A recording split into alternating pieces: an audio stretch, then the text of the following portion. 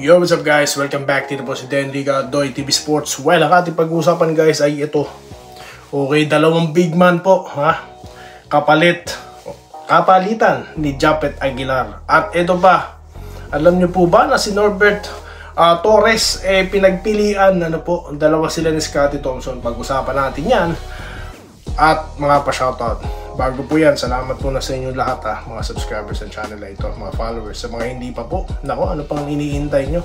Ito po ang walang fake news, okay? Walang clickbait, walang eksaherado. Okay, tama lang po ang ating tinatopic dito. Okay? So, yan. Okay, simulan na po muna natin. Ano po ba yung sinasabi ko na dalawang big man po ang kapalitan ngayon ni Japet Aguilar? Well, sinasabi ko na po ito sa nakaraang content. Okay? Na simple, no? Yung rason lang naman sa pagkuha kay Torres para po may kapalitan talaga si Japet. Kasi di ba nga sinasabi ko na sa inyo na talaga pong kapag nababad si Japet, ang tendency mahina na po ang production niya, no? Tawag dito sa latter part ng laro. Okay? Kasi nga po nagsasabay sila ni Rosario, di ba? Lalo na ngayon, wala na si Malonzo, no? So talaga pong kailangan ng kapalitan. At well, by veterano, katulad nga po ni Torres, no? At ito nga pong si Mario Barassi, okay, ang 6'7" na second round pick or third round pick. Correct me if I'm wrong guys, no? Pero sila na nga po ang posibleng kapalitan. Kasi nga po siguro, ang recovery niya nga po, baka January, February pa, no? As Team Cone mentioned, okay? So, kaya kumuha sila ng big man. Kaya nga sinasabi ko dito, yung mga nagko-comment dyan, gaano kalakas, no? Lalakas na daw, inabang may Torres. Role player po ang gagampanan ni Torres, no? Okay? Gagamitin yung kanyang skill sa labas, yung kanyang tira, no? Yung kanyang malapad na pangangatawan, po? Para makasecure tayo ng rebound, maka-box out, presence sa ilalim. Yun lang yun. Gaano kalakas. Yung mga corny po kasing ibang vlogger dyan, OA. So, Doy TV, hindi. Okay? So, yan po yun. Dalawang big man kapalitan ni Japet. Okay? So, saan ka pa? Kinuhanan ka na ng Rosario. Kinuhanan ka pa ng dalawa pang big man. Ewan ko na lang, kung paano magiging kampanya dito ng Barangay Ginebra sa papalapit na opening. Next month na po, ha? Okay, mabilisan na lang yan. So, dito naman tayo. Alam niyo po ba na ito pa lang si Norbert Torres kinonsider din ng Ginebra kasi nga big man, di po ba? Pero it's too hard to pass nga daw po sa isang player na katulad ni Scottie Thompson, no? At di naman po nagkamali, no, itong Barangay Ginebra sa pagpili kay Scottie, no? Nakita niyo naman, no? Kasama siya sa 50 greatest player, MVP. Tapos natulungan ng Ginebra sa ilang mga kampyonato, di ba? National player pa. So, great pick up po talaga, no? Okay. So, ngayon, biruin nyo, yung dalawang pinagpilian magkasama na po sa isang team. Okay. Si Torres nga po yan at itong si Scottie Thompson. So, ano pong inaasahan natin dyan? Well, yung mga kakulangan po, no, sa ilalim, mapupunan ng tao, no? Okay. Kasi aside naman kay Rosario, sino pa po ba mga pwedeng kapalitan dyan, no? Sa ilalim. Hindi ko na maalala kasi limited lang din yung paggamit ng players ni Coach Tim Cone, hindi po ba? Lalo na't wala na nga si Malonzo. Pero yun na nga yung still, baka po magamit yan, no? Pero tingnan pa rin po natin guys. Okay, kung paano siya magiging swak sa sistema, sa triangle neto ni Coach Tim Cone. Alright! So yan po ang ating mga komentaryo. Magpa-shoutout na po tayo. Okay? Dito na po tayo ha. Sa marami pong mga nag-comment sa ating nakarang content. Nako. Marami na naman pong nanonood, no? Araw-araw na naman kasi nagko-content si Doy TV. Ano po? So habang nagbabasa po ang aking cellphone, babatiin ko na po muna ang ating mga regulars, no? Of course, si Ma'am Irene Quillas, no? Lagi yan. Si Sir Carlito Protasio, ayan. Kay Ma'am Minerva Japa, lagi po yan, no? Parang lagi sila dito nakatambay ni Ma'am Irene, no?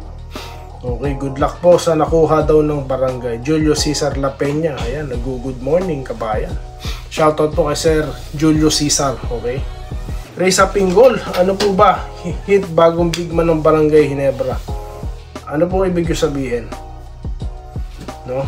Ano po ibig sabihin, Ma'am Reza Pinggol?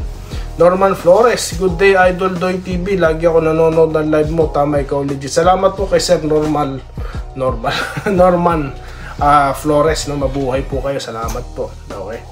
I really appreciate po yung mga ganyang comment, guys. Maraming salamat. Alejandro Tronson na nag-good PM. Okay. Hater daw po ng Ginebra. Sino po yun? Okay, Ramil Raimundo, nag-good PM, kabayan. Ayan po, welcome sa mga bagong players. Okay, no, naway mabigyan sila ng kontrata. Dahil tandaan nyo guys, hindi porket na-pick yan, may automatic kontrata, no? Hindi. Hangad ko nga sana magkaroon sila ng kontrata, no? Okay. Ang akin lang, baka po kasi tayo, masyado ng happy-happy. Dapat siguraduhin muna na may kontrata, okay? Bago mag-celebrate tayo dyan. Wenceslao Hapon na nag-good PM. Postdoy, okay naman ang nakuha ng barangay. Congrats sa bagong ng kabarangay. Hello po Idol, sabi ni Bobong Kagulada. Shoutout po sa inyo sir. Wilfredo Bautista na nagpapa-shoutout. Enrique Rivero na nag-good day. Mukhang magaling naman. Huwag lang magbutas ng upuan. Di po natin masasabi. Marami po nagbubutas ng upuan. Mga magagaling na player po sa dyan, no? Sa tabi-tabi, no? Kaya sana nga po, no? Magandang madagdagan po ng team sana PB, kaso po mukhang wala silang financial capacity kasi nga, 'di ba? Dapat nabenta na yung Terapirma, 'di ba? Tapos itong Northport, ano po ba kaya ang status niyan? Ano po? Okay, Larry Mendiola, okay sana kung ano po to? Nila yung third si Ladislev 6'9" center, sana kapalitan ni Japet, kaso nagpass na. Sayang talaga, pwede subukan height is might. Well, dumaan na po sa matinding scouting, sir, no? Di naman po kasi lahat ng big man may talento. Naalala nyo po ba, may 6'9" dati sila Luna is 6'7" if I'm not mistaken. Tapos si sino pa ba yung mga 6 man dati? Marlon Basco, di ba? 6'7" din po yan, no? 6'9", Sam Eman, di po ba? Sino pa ba? Yung mga 6'9". So hindi naman po lahat ng malalaki, dumaan na po yan sa malulupit na Kilala nyo po ba yung mga sinasabi? Si Canlas, di ba? Dating player ng 6'9" din yon. So di po lahat ng 6'9" malakas, di po ba? Yan po sa Terapirma, di ba? May 6'9" dyan. Hindi naman din po ganun kagalingan, di ba? Okay, Edwin Transporte, good PM. Congrats sa lahat na na-drop. Lalo na sa tatlong napili ng Ginebra. Good luck. Makatulog kayo sa team. Makatulong, okay? Roderick Rodriguez. Ayan, si Sir Chevron TV po ba ito? Napanood laro ni Sunny Steel. Hype buyer. Aba, mukhang abando ito ha? Mukhang may abando ba tayo sa Abangan natin ha, okay. So papangalanan ko yan ha, ang abando ng Ginebra, okay, sa susunod na content ha. Abangan nyo yan. Good day kabayan Doy, MVP ng combined drop yan, masipag gumalaw kahit walang bola, yan ang maganda, no? Kung mapapansin nyo po, may mga players po talaga na masisipag gumalaw sa ilalim. Di ba sa Golden State si Peyton, di ba, nakakakuha ng punto sa ilalim dahil marunong moving without the ball, di ba? Sino pa ba? Si Willie Wilson, di ba? Yung coach kayo ng Phoenix. Magaling din pumosisyon yun kung saan gumagalaw yun, kaya napapasahan, di po ba? So marami po. Abuda, marunong pumosisyon kung saan babagsak yung bola, nandun. Di po ba? So yan po, no? Basta po talaga marunong diskarte na po ang tawag doon, no? Okay, Archie Makirang, dunker pala si Snell, athletic version ni Chris Ellis. Aba, kung meron tayong abando, may Chris Ellis pa ha? Tignan po natin ha. Aba, sana Cubs mabigyan ng contract. Okay, para sa akin, sabi ni Rodante sa bida, Toy TV, unang-una, kinuha, congrats. Okay, sino pa? Habis. Good luck daw po sa kanila. Jupencio Corlet, okay. Estil Barasil Jr., good luck. And welcome to NSD team. Joel Rivera, sana mabigyan ng playing time ni Coach Tim Con. Natutuwa nga siya di ba? Nakita nyo naman yung kagalakan sa pagmumukha ni Coach Tim Con, yung napick nila si Esnil, no? Or Estil. Okay, abangan po natin, excited. Mahina daw po ang sound. Ay, pasensya na po, I-adjust po natin ang sound na. Request lang sana kay Coach Tim, sana bigyan nila ng playing time ang rookie na kinuha nila. Sabi po ni Pelasissimo Bucalos. Okay, shoutout po. Salamat po kay, nakalimutan ko, Sir Joseph Pineda. Nandito po ba kayo? Motali Mulod. Sir, pinakamaswerte na pick ng Converge. Ang lakas nila. Mikey Williams na paperman sa Converge. Para saan tayo dyan? Okay, Robert Keviab, shoutout po, no? Congratulations sa rookies na po na Ginebra. Huwag daw pong husgahan itong si Torres. Magaling din yan defensive. May tira din yan sa labas. Yes. Bambino de Leon. Mukhang tagilid daw ang kontrata ni Tolentino. Hindi po natin yan alam, Sir Investor Laurentino, no?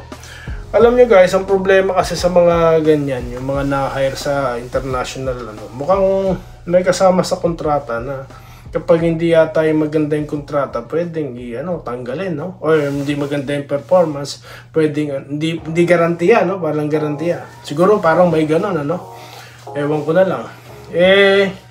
Kailangan nilang magsipag, no? Kailangan nilang ipakita talaga, no?